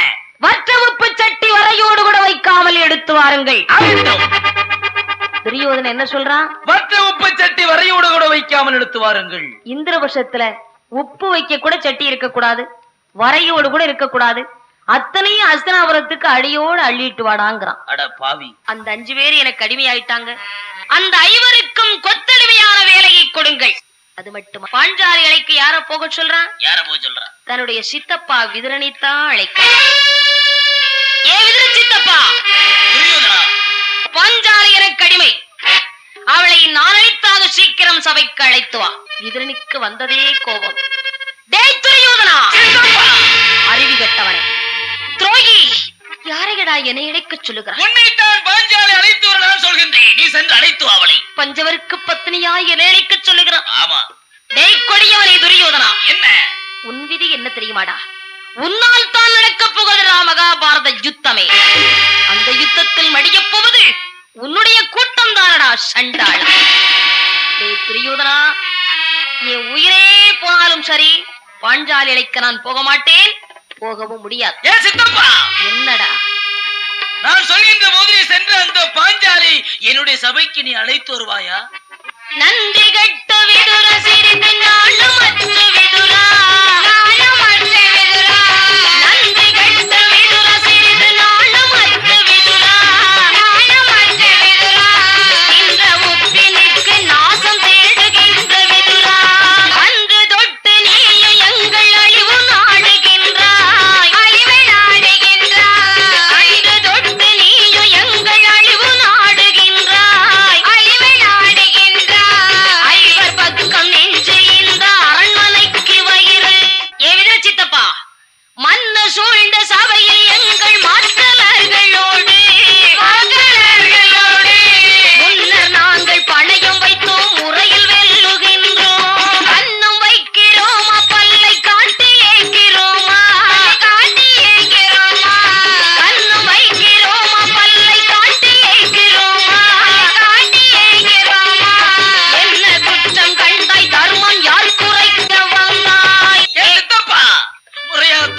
போராடி ஜெயித்திருக்கின்றோம். என்னிடத்திலே தர்மநீதியை பத்தி பேச வந்தாயே. பாஞ்சாலி அழைக்க விதிரம் போக மாட்டேன்னு சொன்னதற்காக சித்தப்பான்னு கூட பாராம அவதூறு பேசுறான் துரியோதனன். ஆமா, அடுத்து யார் அழைக்கிறான் துரியோதனன்? இன்னும் யார் அழைக்கின்றார்? யாரா தேர்ப்பாகா. அரசே, அந்த புறத்துல இருக்கிறாள் ஐவருக்கும் தேவி. அவளை சீக்கிரம் சபைக்கு நான் அழைத்து வா. அந்த புறம் வந்தான். ஐவருக்கும் தேவியான அழகு சிலை பாஞ்சாலியை பார்த்தான். அம்மா, எங்கள் அரவுக்குடி வந்தன் துரியோதன சக்கரவர்த்திக்கு உங்கள் கணவர்கள் ஐவரும் அடிமையா? தாங்களும் என் மன்னன் துரியோதனனுக்கு அடிமையா? உங்களை அரசவைக்கு அழைத்து வரும்படி என் அரசனுடைய உத்தரவு. உங்களை அழைத்து செல்ல அடியேன் வந்திருக்கிறேன். நீங்கள் என்னோடு புறப்பட்டு எழுந்துருள வேண்டும் என்று அழைத்தான் தேர்ப்பாகன். சரி, பாஞ்சாலி என்ன கேட்கிறான்? எப்படி? தேர்ப்பாக, இப்ப நான் உங்ககிட்ட ஒரு கேள்வி கேட்கிறேன். அந்த கேள்விக்கு பதில் சொல்லு. சரி, அப்புறமா நான் உன்னோட சபைக்கு வர்றேன். ஆகட்டும் தாயே. தேர்ப்பாகா, அம்மா, என் கணவர்கள் என்னை தோற்றவின் தன்னை தோற்றாரா, சரி, அல்லது தன்னை தோற்றவின் தான் என்னை தோற்றாரா? ஓஹோ, இந்த கேள்விக்கு பதில் சொல்லு. அப்புறமா நான் உன்னோட சபைக்கு வர்றேன். அம்மா, நீங்கள் கேட்கின்ற கேள்விக்கு என்னால் பதில் சொல்ல முடியாது தாயே, பதில் சொல்ல முடியாது. இப்பொழுது என்னுடைய அரசனிடத்திலே சென்று நீங்கள் கேட்ட கேள்விக்கு பதில் வார்த்தை நான் கேட்டுவிட்டு அப்புறமாக அந்த புறம் நோக்கி வருகின்றேன் தாயே. பாஞ்சாலி தேர்ப்பாங்கிட்டயே இந்த கேள்வி கேட்கிறா தெரியுமா? எதற்காக இந்த கேள்வியை பாஞ்சாலி கேட்கின்றாள்? தருமன் தன்னை சூதாட்டத்திலே பணைய பொருளாக வைத்து இழப்பதற்கு முன்பு பாஞ்சாலியை சூதாட்டத்துல பந்தயமா வச்சு ஆடுறதுக்கு தருமனுக்கு உரிமை இருக்கு. தாராளமா வச்சு ஆடலாம். தன்னை இழந்ததற்கு அப்புறம் பாஞ்சாலியை சூதாட்டத்துல பந்தயமா வச்சு ஆடுறதுக்கு தருமனுக்கு எந்த உரிமையும் கிடையாது. தருமனுக்கு யோகியதே கிடையாது. ஒரு பெண்ணானவள் கணவனுக்கு மனைவியாகிற வரைக்கும் பெற்றோருக்கு பிள்ளை என்ற உரிமையிலே யாருக்கும் அடிமை இல்லாமல் உயிர் வாழ்கின்றாள். ஆமா, அந்த பெண்மை கணவன் என்ற ஒருவருக்கு மனைவியாக மாலையிட்டதற்கு அப்புறம் கணவனுக்கு மட்டும்தான் அடிமைப்பட்டவளாக இருக்கிறாள். தன் கணவனே மற்றொருவருக்கு அடிமையானதுக்கு அப்புறம் அந்த பெண் யாருடைய உரிமையை பெறுவாள்? பெற்றவருக்கு பிள்ளை என்ற உரிமையைத்தான் பெறுவாள். தருமநந்தன் பழைய பொருளாக ஆடி துரியோதனுக்கு அடிமையானதற்கு அப்புறம் பாஞ்சாலி பாஞ்சால மன்னன் மகள் உரிமையை பெற்று விடுகிறாள். இந்த விவரத்தை தெரிவதற்காகத்தான் தேர்ப்பாகிட்ட கேள்வி கேட்டாள் பாஞ்சாலி. தேர்ப்பாகன் பதில் சொல்ல தெரியாமல் அரவக்குடி மன்னன் சபைக்கு வெறுங்கையோடு வர்றான். சரி, பார்த்தான் துரியோதனன். தேர்ப்பாகா, அரசே, எங்கேடா அவள்? அந்த எங்கே அந்த பாஞ்சாலி? அரவக்குடி மன்னா, அந்த பெண்மை கேட்கின்றாள். என்னடா கேட்கிறாள்? என்னை தோற்றபின் தன்னை தோற்றாரா, அல்லது தன்னை தோற்றபின் தான் என்னை தோற்றாரா ஓஹோ என்று கேள்விகள் கேட்கின்றாள். கேள்வி கேட்கிறாளோ பெரிய கேள்வி. நேராக சபையிலே என்னிடத்தில் வந்து கேள்வி கேட்டிருந்தால் நானே அவளுக்கு பதில் சொல்லியிருப்பேன். 5 பேருக்கு மனைவியா இருக்கிற அவளுக்கு என்னடா வெட்கம்? தேதம்பி துச்சாதன புலியே, இப்பவே சென்று அவளை சபைக்கு அழைத்து வாடா. இல்லை இல்லை, இழுத்து வாடா அவளை சபைக்கு. துரியோதனுக்கு என்ன புத்தியோ அது ஒரு கடுகளவு கூட மாறாம இருக்கவன் துச்சாதனன். ஆமா, வெறி பீடித்த துச்சாதனன்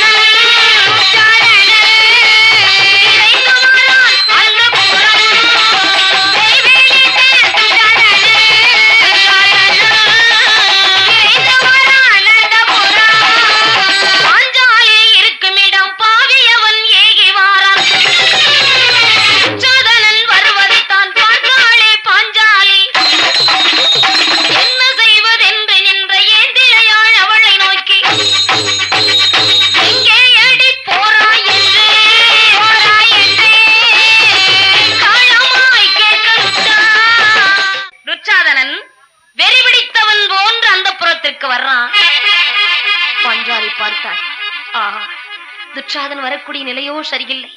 துச்சாதனுடைய கையில் அகப்படாமல் சற்று பயந்து பதுங்கி நடுங்கி ஒதுங்கி ஓரமாக துச்சாதனனும் வந்ததும் வராதுமாக அண்ணன் மனைவி ஐவருக்கும் தேவி என்று கூட பார்க்காமல் என்ன கேட்கிறார்? அடியே பாஞ்சாலி, உன்னை என்னோட அண்ணன் துரியோதன சக்கரவர்த்தி எங்களோட சபைக்கு அழைத்து வர சொல்லி இருக்கின்றார்.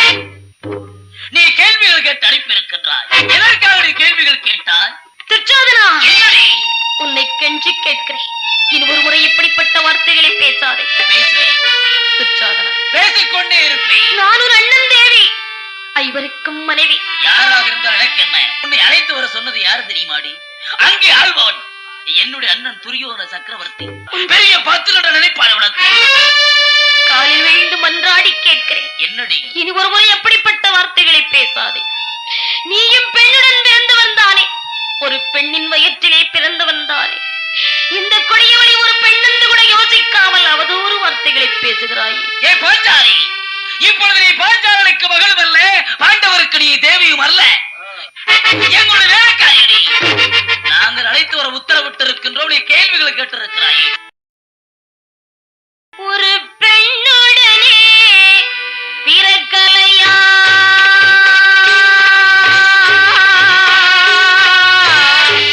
பெண்மை மனம் புரியலையா,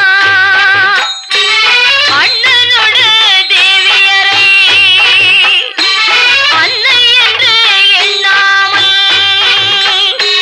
அவதூறு பேசலாமா, அன்புடைய என் கொழுந்தே விருந்துக்கென்று அழைத்து வந்து விபரீதமோ செய்யலாமா, சுகசமாய் அழைத்து வந்து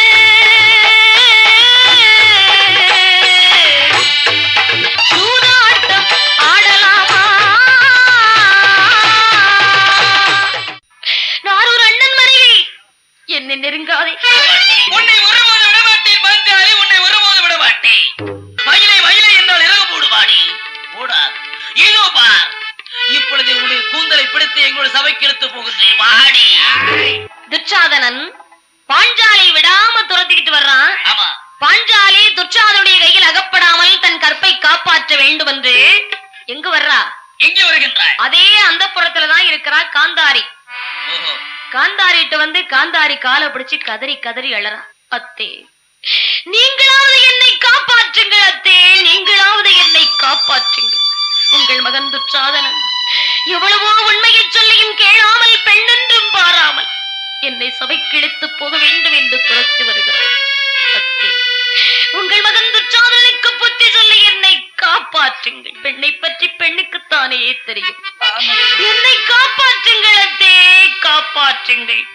இந்த காந்தாரி என்ன சொல்றா தெரியுமா? ஏண்டிமா பாஞ்சாலி, அத்தே, உன்னை விரட்டி வர்றவன் யாரு? வேற யாருமா? என்னத்தே? உன் கொழுந்தன் தானடியம்மா. ஆமா, எங்க அழைக்கிறான்? சபைக்கு தானடி அழைக்கிறான். இதுக்கு போய் இப்படி பயந்து புலம்பிக்கிட்டு வர்றையே. அங்கும் தன் கற்பை காப்பாற்ற முடியாமல் பயந்து வருகிறாள். துச்சாதனன் பாஞ்சாலியுடைய நீண்ட கூந்தலை கையிலே சுற்றி பிடித்துக் கொண்டு சரி எப்படி இழுத்து வருகிறான்?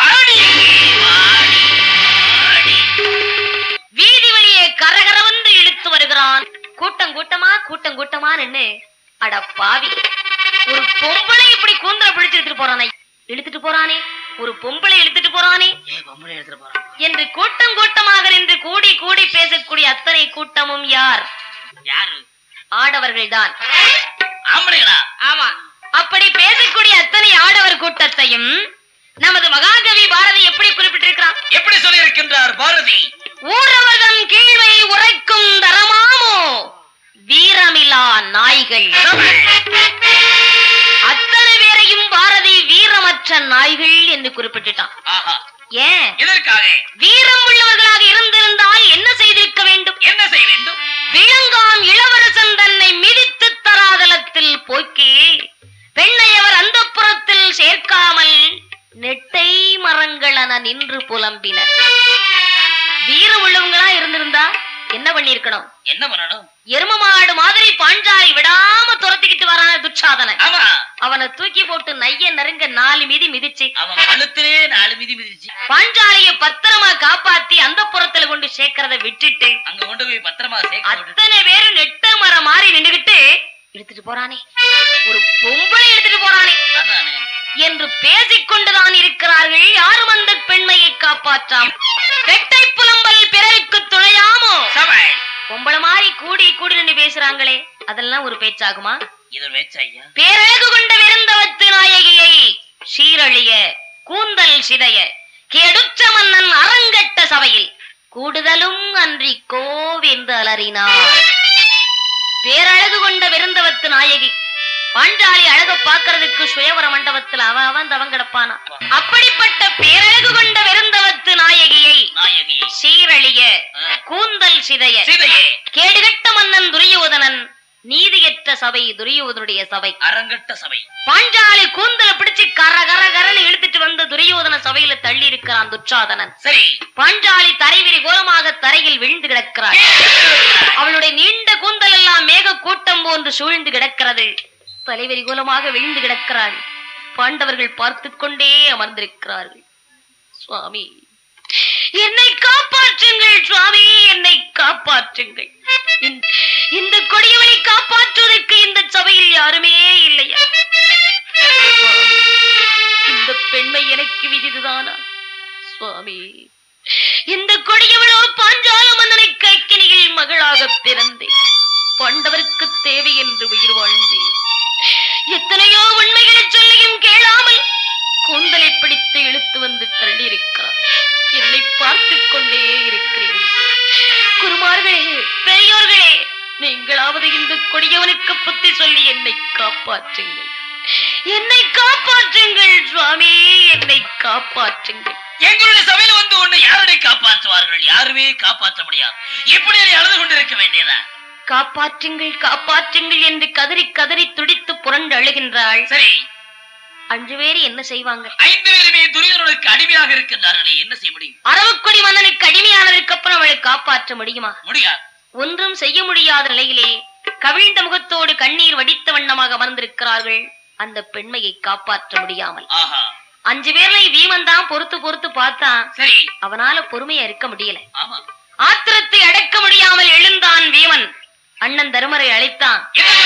என்ன சொல்றான்?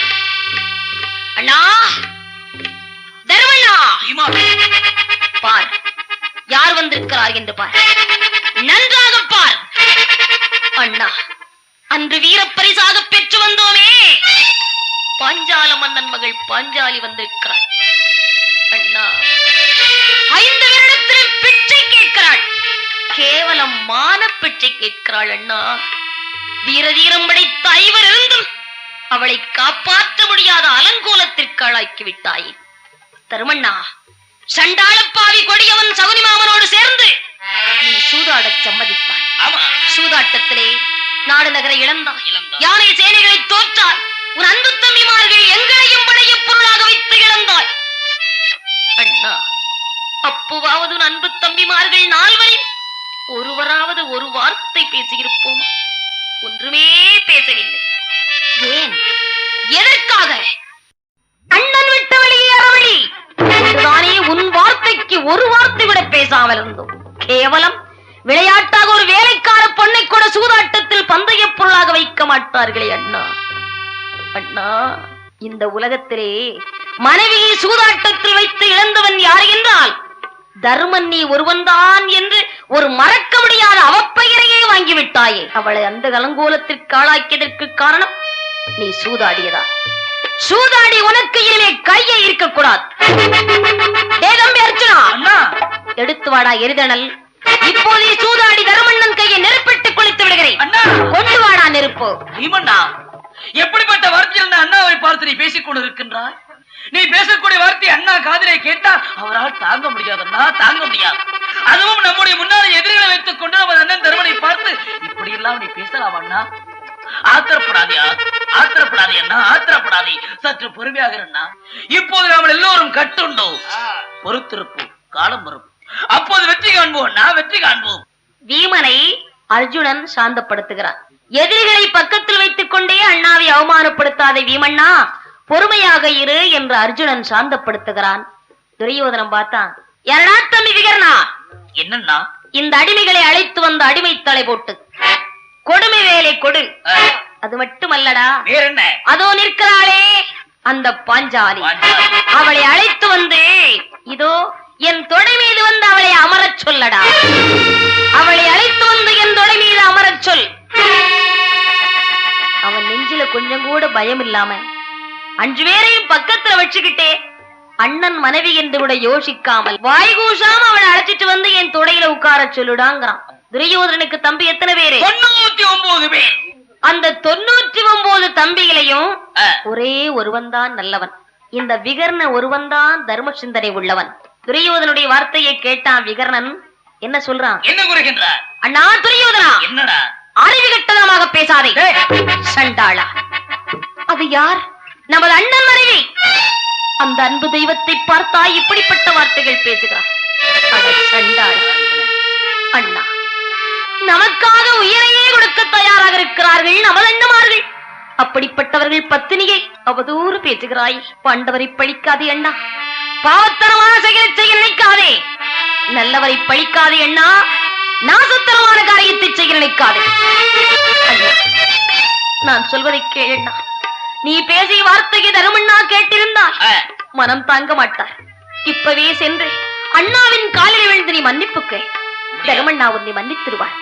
அப்புறமாவது நல்லவனாக மாறிடுவார். போண்ணா போ. தருமண்ணாவின் காலில் விழுந்து மன்னிப்புக்கு. விகர்ணன் சரி துரியோதன போய் தருமங்கால விழ சொல்றான். ஆமா. துரியோதன விழுவானா? இவன் எப்படி கேப்பா? துச்சாதன புலியே, பார்த்தியாடா? என்னடா பெரிய புத்திசாலி மாதிரி எனக்கு அவன் புத்தி சொல்றான்டா. விகர்ணன் துரியோதனுக்கு புத்தி சொன்னான். சரி. துரியோதனன் துச்சாதனை அழைத்தான். தேதம்பி துச்சாதனா, என்னன்னா இனிமேல் இந்த அடிமைகளுக்கெல்லாம் மேலாடை எதற்கடா? இந்த அடிமைகளுடைய மேலாடைகள் எல்லாம் களைந்து தள்ளு. இப்பொழுது களைந்து தள்ளுகிறேன்.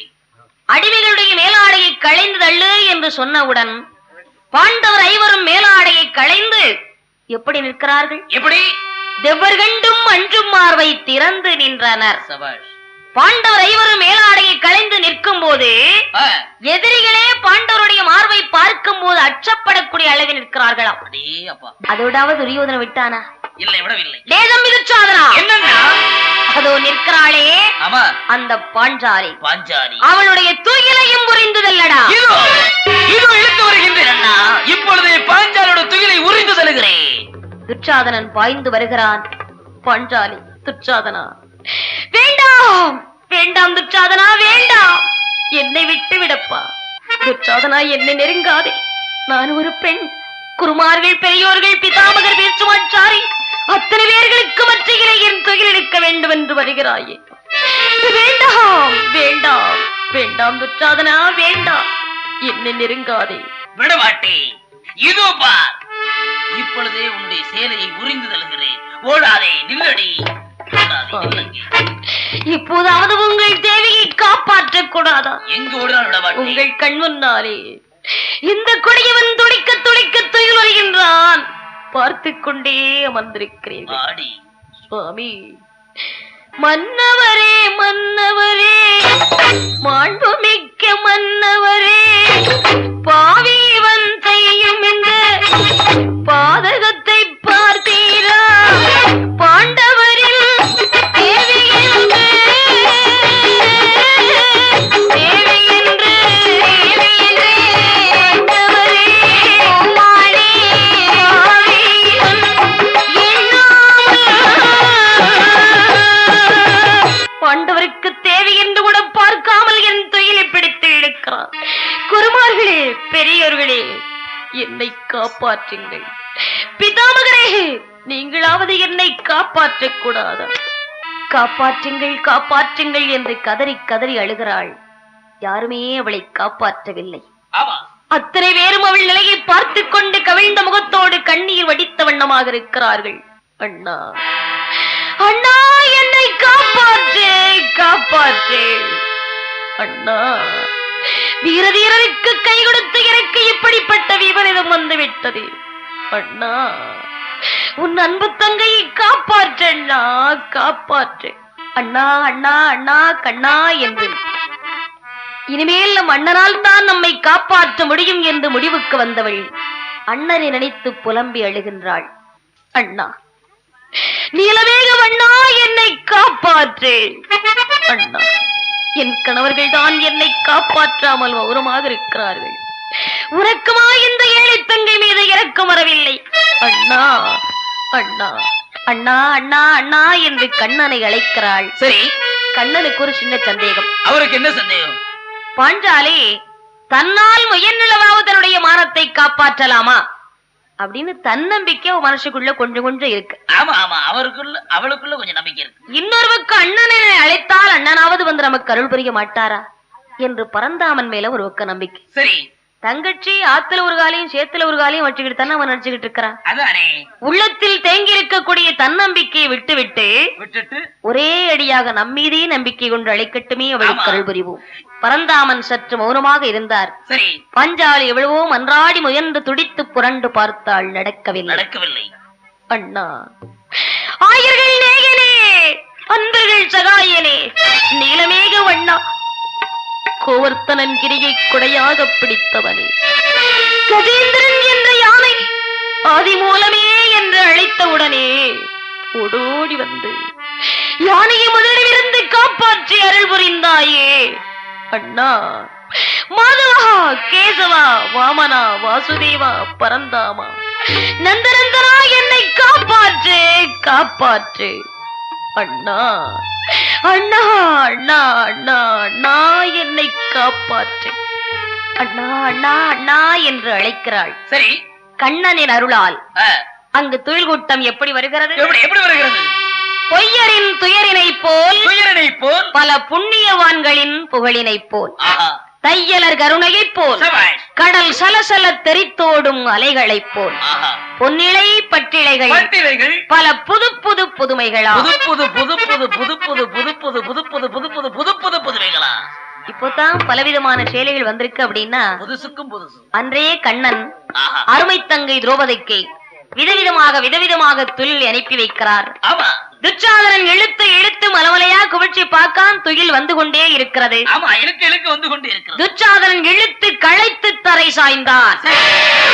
தொழும்ப துச்சாதனன் தரையிலே சாய்ந்தான்.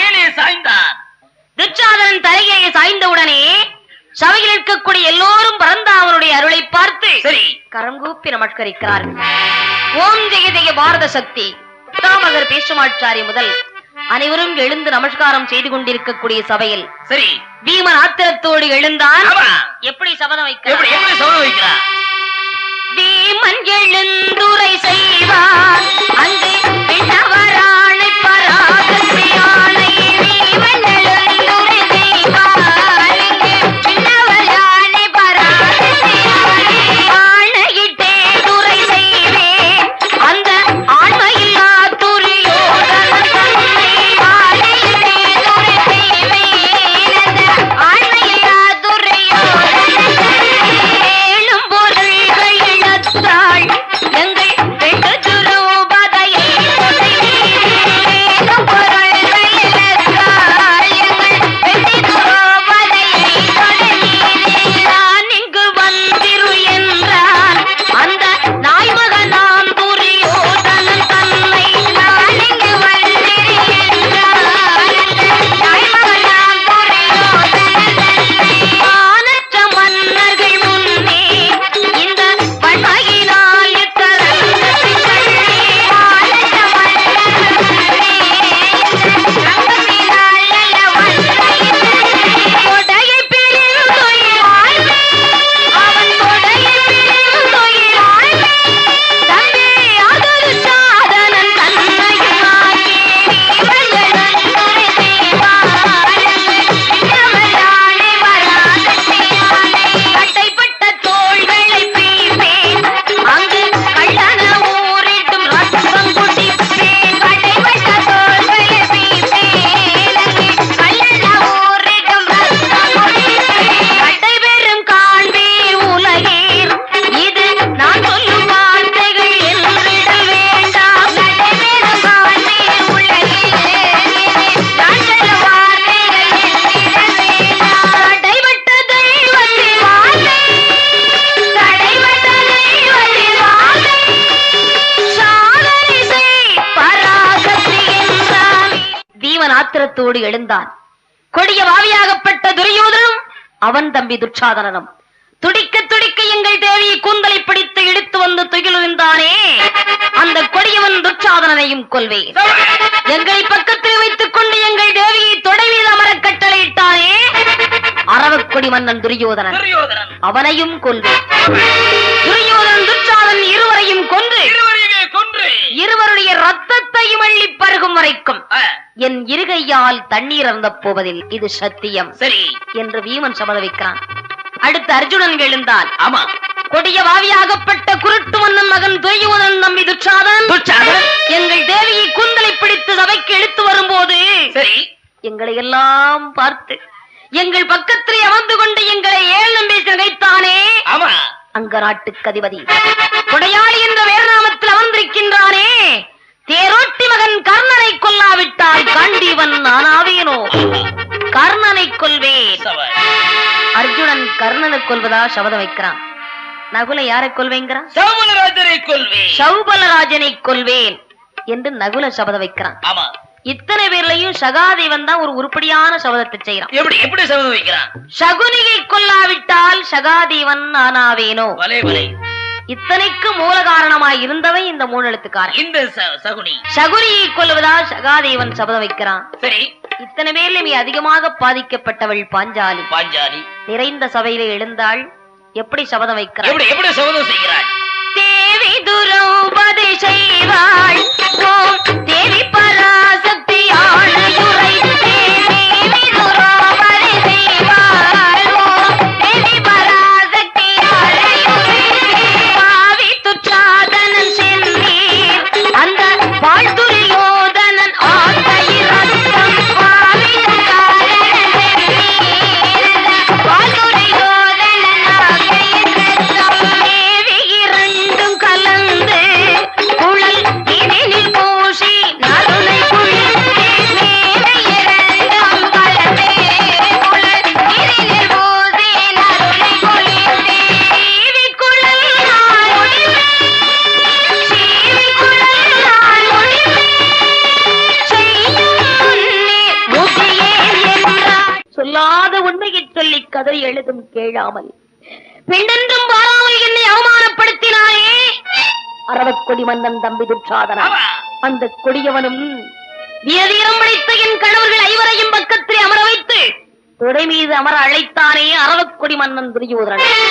துரியோதனன் துச்சாதன் இருவரும் படுகளத்திலே இறந்து கிடக்க இருவருடைய ரத்தத்தையும் அள்ளி என் தலையில் எண்ணெயாக தேய்த்து தொடை மீது அமரச் சொன்னானே துரியோதனன்.